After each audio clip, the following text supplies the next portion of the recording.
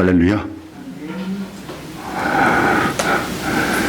오늘 우리 함께 나눌 말씀의 제목은 은혜 위에 은혜로라.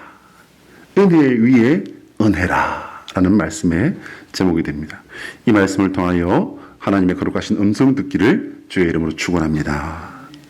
여러분, 벅스 라이프라는 영화가 있습니다. 이게 생각보다 오래됐더라고요. 1998년도에 개봉되어서 우리나라에 많은 아이들에게 영향을 미쳤던, 인기만 많은 게 아니라 영향을 미쳤던 그런 영화입니다. 애니메이션 영화예요. 만화 영화예요. 벅스, 벌레죠. 라이프, 삶입니다. 벌레의 삶이에요. 이 개미 사회를 배경으로 한 그런 영화였는데요. 다른 개미들에게 따돌림을 당하는 아주 엉뚱한 그 발명가 개미가 있었습니다. 근데 이 개미가 얼마나 엉뚱했는지 하는 일마다 사고를 치고 엉뚱한 일들을 터뜨리는 그런 개미였는데, 이 개미가 이 개미 사회에 닥쳐오는 큰 위협을 이제 다른 개미들과 함께 힘을 모아서 이 어려움을 함께 이겼다 하는 그런 내용이 되겠습니다. 아주 스펙타클합니다. 아주 그냥. 근데 그렇게 이제 좋게 끝이 나고 이제 막 이게 환호를 지르고 하는데, 이제 영화가 끝나면서 싹 이제 개미들에게서 카메라가 싹 빠져나갑니다. 빠져나갔는데요, 보니까 자기들이 세상에는 없는, 그래서 우리가 목숨을 바쳐서라도 우리가 지켜내야 되는 이 개미 사회가요, 싹 카메라가 빠져나가면서 보니까 풀숲에 가려서 잘 보이지도 않는 요만한 구멍이 들어가는 거예요. 우리가 세상에 다시 없는 것처럼 그렇게 살지만 우리의 삶을, 우리가 사는 이 세상을, 결국 우리의 존재는 세상 속에 너무나도 작고 미미하다라는 그런 얘기를 하고 있는 거죠. 우리가 사는 세상을 색다른 시각으로 보게 하는 유명한 소설 하나가 있습니다. 앞에 보시면은요, 이제 화면에 뜰 텐데, 여러분, 걸리버 여행기라고 하는 책들을 아마 다 아실 겁니다. 제가 아는 거는 사실은 걸리버 여행기가 1편하고 2편이었어요. 1편이 뭡니까?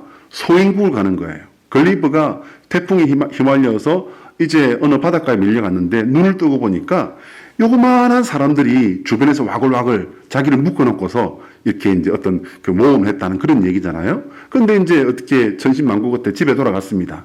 근데 또 항해를 합니다. 두 번째 이야기가 시작되는 거예요. 이번에는 자기가 요만해지고 사람이 큰 거인 나라에 가게 됩니다. 거기서 이제 또 모험을 하게 됐다는 얘기죠. 근데요, 세 번째가 또 있더라고요. 저는 2편까지 뿐인 줄 알았는데 참 제 상식도 짧습니다. 세 번째 얘기가 뭐냐면요, 라퓨타라고 하는 이제 하늘에 떠다니는 천공의 성에 가서 이제 끌어올려져서 거기서 어떤 모험을 했던 이야기예요. 근데 그게 끝이 아니에요. 천신만고 끝에 다시 집에 들어왔는데 다시 이제 어떻게 항해를 통해서 가게 된 곳이 바로 후이넘이라고 하는 말이 히히히 하는 그 말이 말을 하는 그런 세상으로 가게 됩니다. 여러분, 이렇게 우리가 사는 세상에 대해서 상상을 한다는 것은, 여러분, 어떤 지난번에 우리가 방정에 대해서 이야기했는데요, 무엇을 방정하는 것이겠습니까? 무엇을 방정하느냐면요, 이렇게 우리가 상상을 하고 이렇게 생각을 하고 추측을 한다는 것은 뭐냐면요, 모른다는 것을 방증하는 거예요. 우리가 사는 세상을 사실은 잘 모릅니다. 이렇게 과학이 많이 발달되어 있는 이런 그 세상에서도요, 우리가 사는 이 세상에 가장 깊은 바다 속에 뭐가 사는지, 어떻게 움직이는지, 어디까지가 가장 깊은 곳인지조차도 아직 모르는 것이 인간이에요. 그뿐입니까? 우리가 사는 세상, 이 세상에 존재하는 우리가 인간이 이루고 사는 이 사회에 대해서도요, 잘 몰라요. 사회를 이루고 있는 우리 개개인, 우리 자신에 대해서는요, 사실 우리 자신에 대해서부터 우리는 잘 모릅니다. 그래서 노래 되지 않습니까? 뭐 네가 나를 모르는데 난들 너를 알겠느냐. 사실은요, 너도 너를 모르지만 나도 나를 모르고 네가 너를 모르는데 내가 너를 어떻게 알겠느냐. 그 참 공감이 가는 노래 아니겠습니까? 그래서 그렇게 유행이 되지 않았나 생각이 되었습니다. 한번 따라할까요? 하나님의 소원은 우리가 예수 그리스도 안에서 나를 발견하고 세상을 이해하는 성도가 되는 것이다. 자, 시작. 하나님의 소원은 우리가 예수 그리스도 안에서 나를 발견하고 세상을 이해하는 성도가 되는 것이다. 하나님 안에서 나를 발견하시고 세상을 이해하시는 하나님의 마음을 품은 주님의 백성, 주님의 자녀 되시기를 축원드립니다. 여러분은 여러분 스스로를 생각하시기에 내가 얼마짜리다라고 생각하십니까? 뭐 겸손에 아주 그냥 끝을 보여주기 위해서 나는 10원짜리예요. 그런 말씀하지 마시고요. 대략 우리 인간의 그 가치가 얼마쯤 된다고 생각하십니까? 사실 우리 자체를 어떤 가격을 먹인다는 것은 불가능합니다. 근데 참 밥 먹고 머리 좋고 공부 많이 하는 사람들은요, 또 다양하게 또 호기심을 가지고 있어서 이런 값도 매겨놨어요. 우리 몸을 계산을 해봤대요. 우리가 가지고 있는 이 몸을 계산을 해봤더니요, 체중 63kg, 여기 63kg 나가시는 분 몇 분 계십니까? 잘 안 보이시는데. 63kg의 성인의 몸에서요, 비누가 7개 정도 나온대요. 7개 정도 나올 수 있는 지방분이 있대요. 근데 저한테는 한 100개 정도 나올 것 같지 않습니까? 그리고 성냥개비의 머리, 화약이지 않습니까? 여기 성냥개비의 머리를 만들 수 있는 2200개 정도를 만들 수 있는 인이 나온대요. 사람의 몸에서. 그리고 설사약 한 봉지를 만들 수 있는 양의 마그네슘이라는 게 있대요. 그리고 못 한 개를 만들 수 있는 우리 뼛속에 있는 철 성분이 못 한 개를 만들 수 있는 정도의 양이 있다는 겁니다. 그리고 연필 2000자루를 만들 수 있는 탄소가 포함되어 있대요. 이것을 돈으로 이렇게 환산해서 보니까 얼마쯤 되겠습니까, 여러분? 10만 원 정도 되더래요.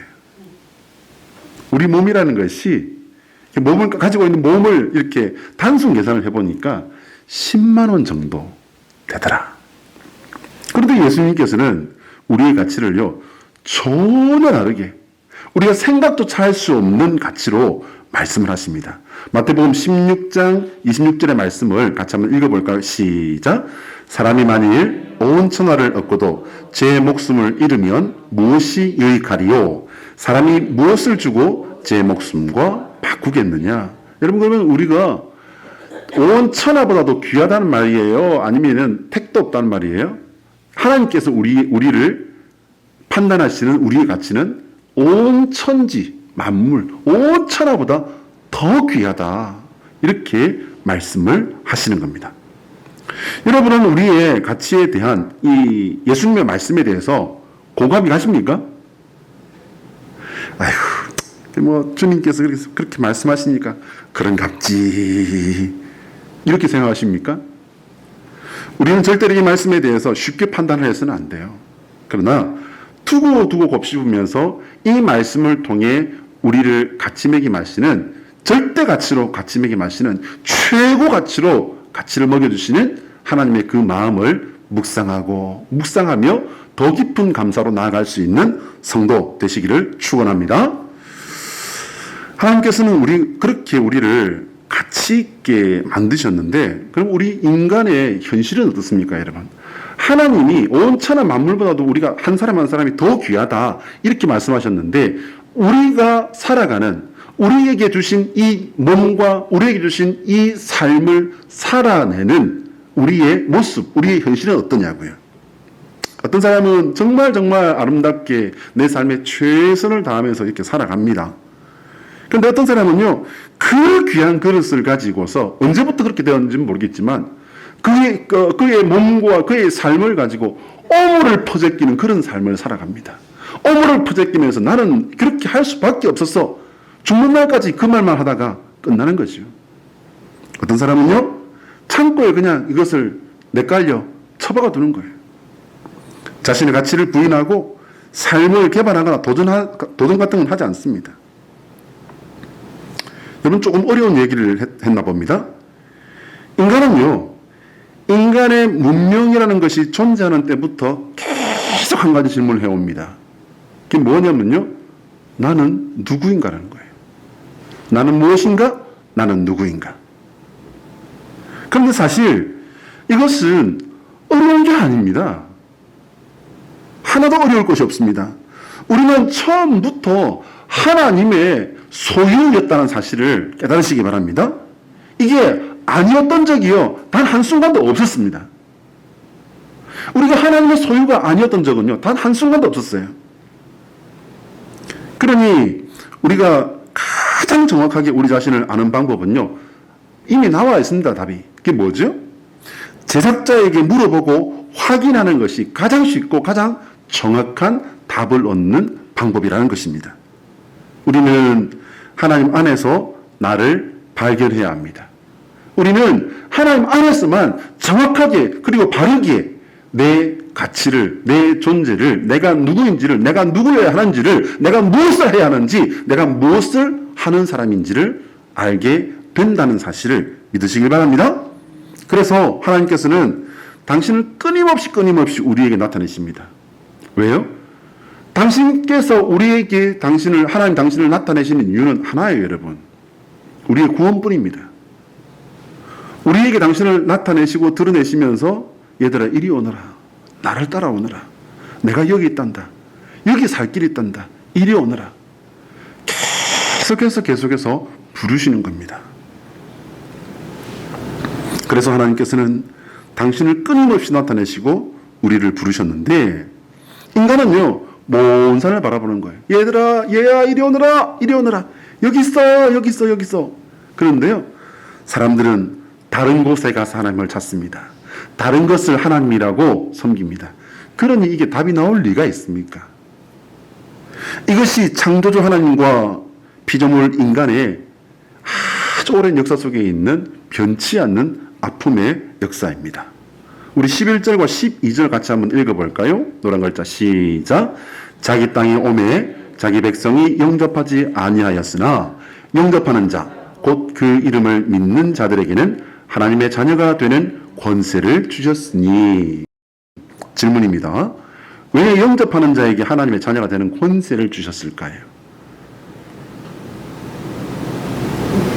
그래서 하나님께서는 직접 세상에 오셨지만 정말 어이없게도 사람들은요, 창조주이신 하나님, 역사의 주인이신 하나님을 부인해버립니다. 거절해버립니다. 좀 더 직접적으로는요, 내쳐버립니다. 여러분은 예수님이 그리스도시고 하나님의 아들이심을 믿으십니까?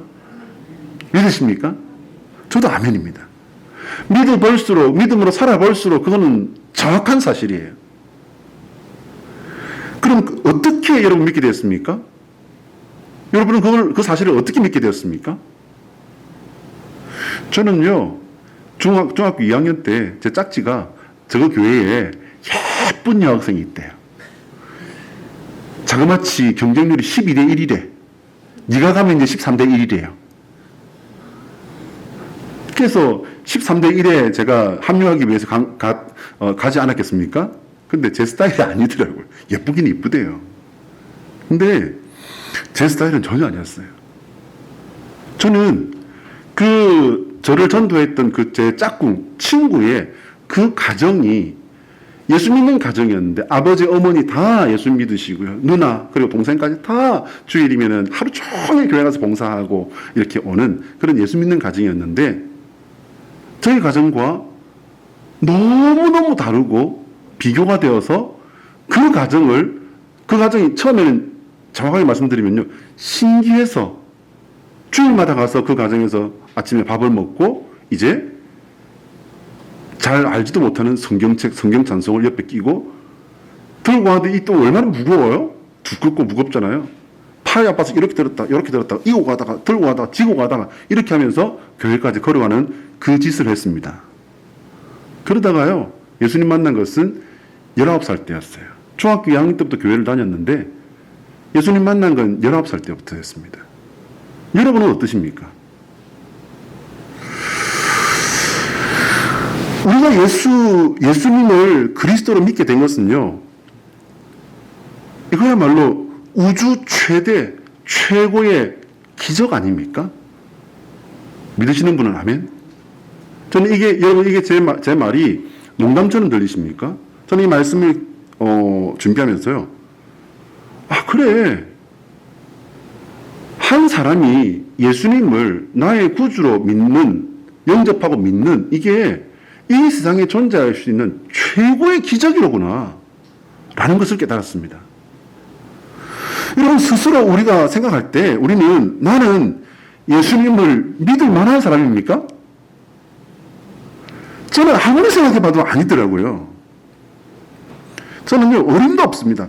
세상은요, 악으로 가득하고 나 역시도 그런 세상에 사는 사람답게요, 아주 악할 뿐입니다. 창세기 6장 5절은요, 세상과 사람의 영적 상태를 하나님께서는 정확하게 꼬집어 주십니다. 창세기 6장 5절은 어떻게 되어 있냐면요, 여호와께서 사람의 죄악이 세상에 가득함과 그의 마음으로 생각하는 모든 계획이 항상 악할 뿐임을 보시고 라고 되어 있습니다. 세상은요, 원래 그랬어요. 그래서 하나님께서는 노아 홍수 사건을 일으키시지 않습니까? 그럼 그 뒤에는 노아를 통해서 새로운 인류가 퍼지면서 다시 계량종이 나아졌습니까, 여러분? 계량종이 퍼지고 그보다 더 나아졌습니까? 아니요, 여러분. 단 한 배를 못 가잖아요. 바로 그 아들들에게서 그 전에 배우고 알고 있던 못된 그 동성애의 역사부터 시작돼 버리잖아요. 노아부터가 어떻게 됐습니까, 여러분? 술 먹고 이렇게 그냥 들어 누워서 자는데 거기서부터 사고가 터져버리지 않습니까? 여러분, 세상은 원래 그랬어요. 그런데 우리는 어떻게 온 세상이 부인하는 그 분을 나의 주님으로, 나의 왕으로 믿게 되었을까? 그것을 오늘 본문은 13절에서 설명을 하고 있습니다. 13절 한번 띄워봐 주시겠어요? 자, 13절 우리 같이 한번 읽어봅시다. 자, 시작. 이는 혈통으로나 육정으로나 사람의 뜻으로 나지 아니하고 오직 하나님께로부터 난 자들이니라. 여러분, 하나님께로부터 어떻게 됐다고요? 난 자들이니라. 본문을 살펴보면 하나님께서 우리를 낳으셨다고 말씀하고 있는 거예요, 여러분. 그렇게 생각하게 된 이유는요, 바로 되는이라고 하는 두 글자에 있습니다. 헬라어의 게네스타이라고 하는 이 단어는요, 되는이라고 하는 이 단어가 헬라어로 게네스타이라고 하는 단어입니다. 근데 이 뜻이 놀랍습니다. 그게 뭐냐면요, 과거에는 존재하지 않던 것이 생겨나서 영원하게 계속된다. 게네스타이. 되는이라고 하는 것은 뭡니까, 여러분? 원래 안 그랬다는 거예요. 원래는 택도 없는 거예요. 그죠? 근데 하나님께서 낳아주신 거예요. 낳아주셔서 이제 우리가 성도로 생겨서 되어간다는 거예요. 되게 하시는 이라는 겁니다. 됐다 이게 아니에요, 여러분. 성도가 됐다 이게 아니고요. 되게 하시는 게네스타이라는 겁니다. 저는 이것이 하나님께서 우리를 영적으로 낳으셨다는 사건이라고 저는 그렇게 이 말씀을 연구하고 묵상하면서 이해하게 되었습니다. 우리가 하나님을 만난 것은요, 각양각색의 사연이 있을 겁니다. 그러나 시작은요, 하나예요. 뭡니까, 여러분? 똑같은 하나의 시작이 있어요. 그게 뭐냐면요, 바로 예배당 문을 밟은 거예요. 예배당 문을 밟은 거. 그 시작은요, 예배당에 발을 딛는 것에서부터 시작이 된 겁니다. 뭐 저처럼 예쁜 여학생이 있다고 해서 갔던지, 아니면은 뭐 누구처럼 귀신 들린 그거 돈 받기 위해서 갔던지, 여러 가지 이유가 있을 겁니다.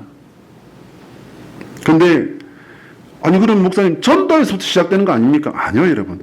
전도에서부터라고 볼 수 있겠지만요. 전도는요, 그 대상자가 예배당에 발을 딛게 하는 작업이에요.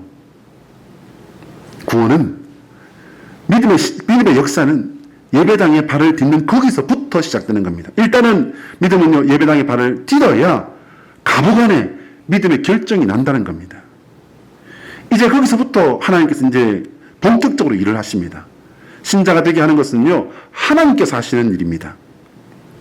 하나님께서 영적으로 낳으셨기 때문에 당연히 하나님의 뭐가 되는 거죠? 낳았으니까 자녀가 되는 거죠. 그럼 어떤 자격으로 우리는 하나님의 이 기적 속에 있게 된 걸까요? 대체 어떤 자격으로 됐단 말입니까? 여러분, 자격을 생각해 보시기 바랍니다. 여러분, 어떤 자격으로 하나님의 자녀가 되었습니까? 여러분, 내년 이맘때까지, 아니요, 여러분, 10년 뒤 이맘때까지 생각하셔도 그 자격 없습니다. 저는 제가 학원사님의 아들이 된 자격은 몰라요, 여러분. 그래서 성경은 16절에서 이 자격에 대해서 우리에게 설명을 하고 계십니다. 우리가 다 그의 충만한 데서 받으니 은혜 위에 은혜로라. 할렐루야. 우리가 다 그의 충만한 데서 받으니 은혜 위에 은혜로라. 오늘 저는 이 말씀을 준비하면서요, 하나님의 자녀가 되는, 이걸 헬라어로 읽으면요, 테크나 데우 게네스타이라고 합니다. 테크나 데우가 하나님이잖아요. 게네스타이, 하나님의 자녀가 되는 것이라. 이 되는 게네스타이의 이 말씀의 가장 중요한 핵심과 우리 인생들의 신앙 모습이 바로 여기에 담겨 있다는 사실을 발견했습니다. 여러분, 되는이라는 것은요, 되었다, 완성이 되었다라는 것을 말하는 게 아니에요. 이것은 죄악의 세상에서 시작되어서 영원한 하나님의 나라에까지 연결되는 믿음의 길을 말하는 것입니다. 믿음의 길을 걸어가시는 성도 되시기를 축복합니다. 종교개혁자 마틴 루터는요, 그는 이것을 어떻게 말을 했냐면요, 도상적 존재라고 했어요. 도상적 존재. 그게 뭐냐면요, 길 위를 걸어가고 있는 존재라는 뜻이에요. 도상적 존재라는 겁니다. 완성된 존재가 아니라 완성을 향해 길을 걸어가고 있는 중에 있는 존재라는 말입니다. 신앙도, 삶도 완성이 되어 사는 사람은, 그런 사람은 존재하지 않습니다. 완성이 되어 살아가는 사람은 존재하지 않습니다. 마찬가지로 우리가 사는 인생도 자신을 다 알고 사는 그런 사람은 존재하지 않습니다. 죽는 날까지 우리는 시행착오를 반복하며 살 수밖에 없는 존재인 겁니다. 여러분, 시행착오가 없는 듯이, 시행착오란 것은 용납할 수 없다는 듯이 말하는 사람은요, 이 사람은 자기를 모르는 사람이거나 아니면 뭔가 문제가 있는 사람입니다. 그래서 우리는 삶이 끝나는 날까지 하나님을 향해, 세상을 향해, 나 아닌 다른 사람을 향해 우리는 어떤 자세로 살아야 합니까? 겸손해야 되는 것입니다. 왜요? 우리는 자격이 있어서 하나님의 자녀가 된 것이 아니라, 우리는 자격이 있어서 하나님을 믿는 것이 아니라 오직 은혜로, 순도 100%의 은혜로, 내가 한 것은 아무것도 없어요. 굳이 내가 한 것을 우리가 말해본다면 그냥 선택한 것뿐이에요. 미켈란젤로의 그림처럼 시스티나 성당에 있는 그 미켈란젤로의 그 그림이 우리 인간의 모든 믿음의 현주소를 정확하게 찝어주는 거잖아요. 하나님은 있는 힘을 다해서 우리에게 오시고 뻗어주시지만 아담은 어떻게 하고 있습니까? 와 벌써 이러고 있잖아요. 그게 우리의 믿음입니다. 그것이 우리를 사랑하시고 우리에게 은혜 주신 하나님의 모습입니다. 한번 따라할까요? 예수 그리스도의 십자가는 우리를 성도로 낳은 하나님의 자궁이다. 자, 시작. 예수 그리스도의 십자가는 우리를 성도로 낳은 하나님의 자궁이다. 할렐루야. 잘 보시고 공감하시면 아멘. 공감하십니까, 여러분? 우리는 예수 그리스도의 십자가가 낳은 하나님의 자녀들입니다. 하나님은 예수 그리스도의 십자가라고 하는 당신의 자궁을 통해 우리를 낳으신 것입니다. 기억하시기 바랍니다. 바다의 모래를 여러분 손으로 이렇게 한번 떠보신 적이 있습니까? 우리는 참 복되게도 큰 산도 얼마 가지 않아서 이렇게 산도 있고요. 바로 앞에 걸어서 밥 먹고 한 10분만 걸어 나가면 뭐가 있습니까? 대한민국 사람들 돈 써가면서 찾아오는 바다가 있잖아요. 우리 이영균 권사님은 하루에 한 번씩 바다 안 보면 안 됩니다. 그런데 저도 그렇습니다. 바다에 가셔서 여러분 모래를 이렇게 한 줌 한번 떠보시기 바랍니다. 쭉 흘러내리는 이 모래. 우리가 이 모래를 듬뿍 이렇게 두 손으로 떠올렸을 때요. 이 모래가 과연 몇 개나 될까요? 세보셨습니까? 많죠. 저도 이 예화를 제가 이 예화를 잘 안 쓰는데 너무 처음 안 그래서 한번 써봤어요. 우리가 손으로 듬뿍 떠올리면 이 안에요 대략 800만 개 정도의 모래가 담긴대요. 800만 개. 그런데 여러분 온 우주에 존재하는 별들이 얼마나 되냐면요. 과학자들의 표현, 과학자들의 추측과 말에 의할 것 같으면 온 지구상에 존재하는 모든 모래 알맹이보다 우주에 존재하는 별의 개수가 훨씬 많다는 거예요. 그러니까 이거를 어떻게 표현할 수 있어요? 무궁무진. 무궁무진. 그래서 사람들은 하나님을 믿지 못하는 거예요. 그걸 어떻게 하나님이 창조했다고, 그것도 말씀으로 지었다고? 아이고, 웃기네. 그러면 그거라도 손으로 지었다 하면 믿을랍니까? 이러니 우주를 우리가 다 알기에는 현실적으로 불가능합니다. 그러나 그렇다고 해서 우주가 없는 것도 아니고 별이 상상의 존재인 것도 아니에요. 우리 눈으로 바로 보이는데 우리가 그 별에 대해서 알 수는 없지만 존재는 알 수 있다는 말입니다. 하나님에 대해서도 마찬가지입니다. 하나님은 너무 광대한 분이시지만 때로는 너무 세밀한 가운데 우리를 지켜보시고 우리에게 관여하시고 우리를 주장하시고 우리에게 임재하시는 세밀한 하나님이심을 믿으시기 바랍니다. 우리가 그분의 존재를 알고 설명한다는 것은 이래서 불가능한 거예요. 그러나 우리의 눈을 뜨고 귀를 열고 보면요, 하나님은 은혜로 우리에게 그 인자와 자비로 당신을 우리에게 늘 나타내십니다. 하나님께서는 우리에게 당신의 존재 방식을 굳이 설명하시지는 않습니다. 당신을 말씀을 통해 모든 사람들에게 나타내시며 부르시는 일은 태초로부터 지금까지 계속하고 계십니다.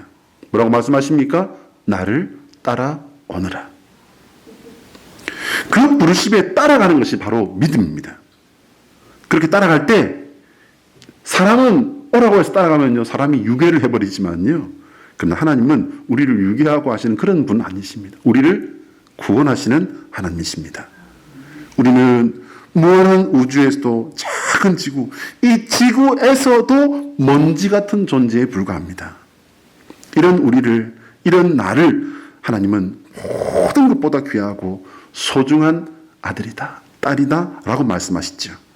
이런 은혜를 여러분 놓치지 마시기 바랍니다. 2022년 세상은 어찌하든지 하나님의 은혜를 우리는 꼭 붙들어야겠습니다. 하나님의 영광의 나라에 들어갈 때까지 더듬어서라도 가고 울면서라도 주님과 함께 가는 성도 되시기 바랍니다. 하나님께서 포기하지 않으십니다. 사람이 포기하지 하나님은 포기하지 않으십니다. 하나님이 포기하지 않으시는 한 우리도 포기하지 아니하고 주님을 향해 주님과 함께 걸어가는 하나님의 사람 되시기를, 주의 자녀 되시기를 예수 그리스도의 이름으로 축원합니다.